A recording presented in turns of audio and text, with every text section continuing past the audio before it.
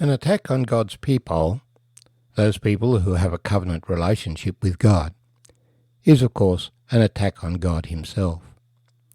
Saul had become king of Israel, but had not trusted his God and walked with his God and obeyed his God, but rather had become proud, boasting of his achievements. The Lord had rejected Saul as king and chosen David, a shepherd who had a strong personal relationship with God, to be the new king. He sent Samuel to anoint David as the new king in the presence of his brothers, and his brothers, no doubt, were put out that the youngest of them should be anointed by Samuel. The Lord had introduced David into Saul's court because of his musical ability, for a distressing spirit came from the Lord to destroy Saul's pride, and when he got agitated and upset, David would play the harp and calm him down. But the Philistines were still attacking, and so David went home to look after the sheep, while Saul went off to battle. And David's 3 oldest brothers joined Saul to fight the Philistines. But the Philistines had fought the Israelites before, and had some spectacular collapses before Israel. So they were no doubt a little bit nervous that the God of Israel would act, because over the years they'd had several encounters with the God of Israel. And so this time they bring forward a giant, Goliath, and he challenges the army of Israel. Give me a man to fight against me, with a promise, if I defeat him, you'll be our servants.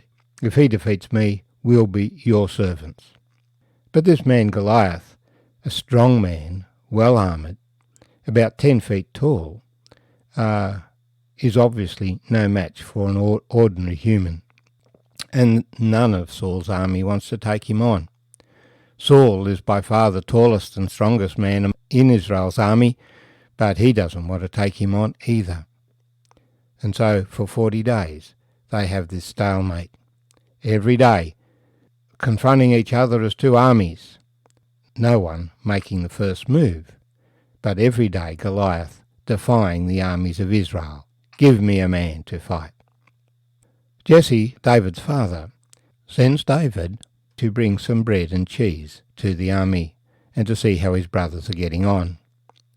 And while he's there, Goliath confronts the army, and David hears it and says, what's going to happen to the man who defeats this man? He'll become a prince. He'll be given the king's daughter. His father's house will be exempted from tax. And so David talks about the fact that we should confront this man. He is defying the armies of the living God.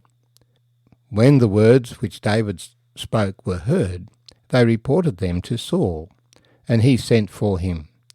Then David said to Saul, let no man's heart fail because of him. Your servant will go and fight this Philistine. And Saul said to David, you are not able to go against this Philistine to fight with him, for you are a youth, and he a man of war from his youth.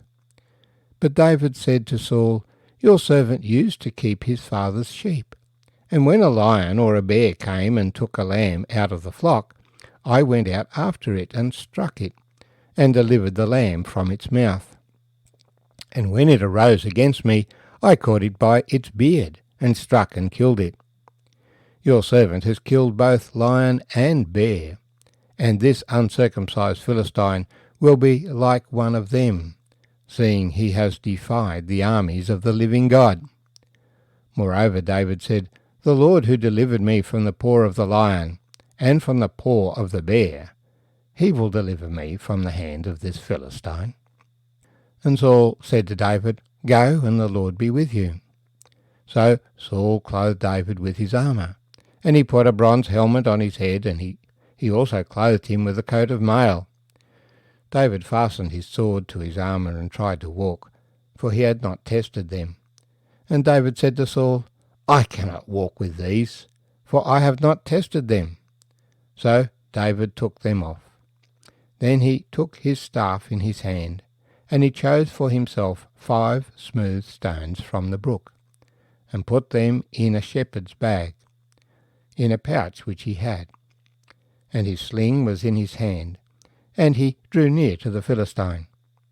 So the Philistine came and began drawing near to David, and the man who bore the shield went before him. And when the Philistine looked about and saw David, he disdained him, for he was only a youth, ruddy and good-looking. So the Philistine said to David, "Am I a dog, that you come to me with sticks?"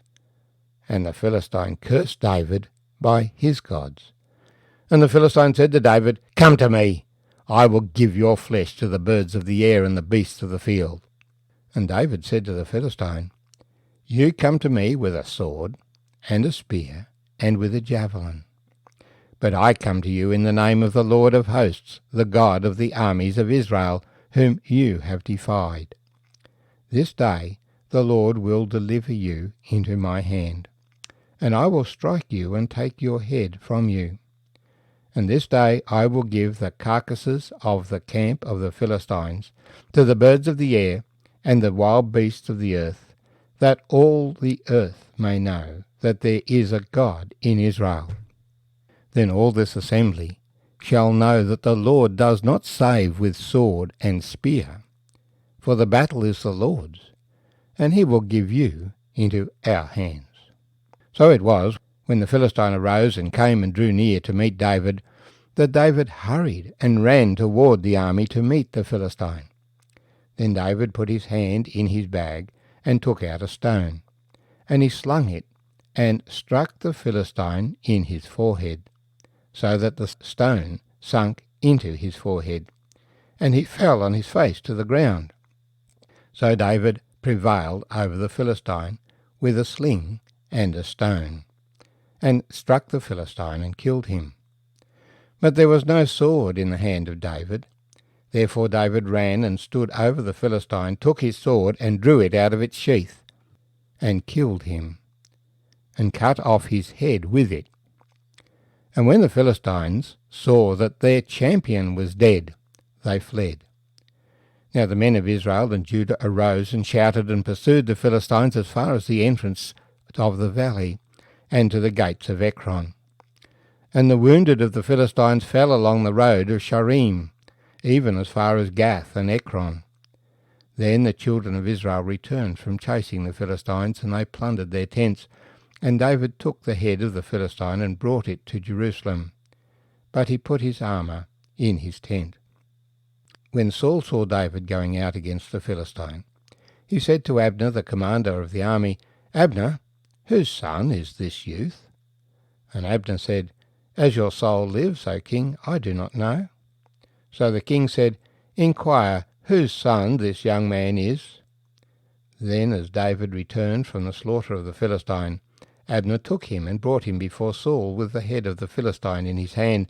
And Saul said to him, "Whose son are you, young man?" So David answered, "I am the son of your servant Jesse, the Bethlehemite."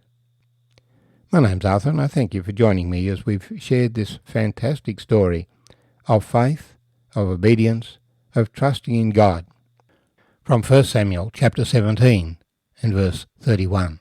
David recognises that the Lord had allowed this circumstance to arise, so that all the earth shall know that the Lord does not save with sword and spear, for the battle is the Lord's, and he will give you into our hands. The Philistines had no intention of keeping the agreement that they made, that if Israel beats the Philistines would serve Israel. It was simply a ruse to get the battle on their terms. But Saul and his army didn't recognise the threat as a challenge against God. David did. This man defies the armies of the God of Israel. Saul didn't have that deep personal relationship with God, which David did. David had experience with God, as the Lord had helped him against the bear and the lion. He had no hesitation going against Goliath with a sling in the name of the Lord God. Goliath said, "I'll feed you to the birds." David said, "I'll feed the army, the Philistines, to the birds."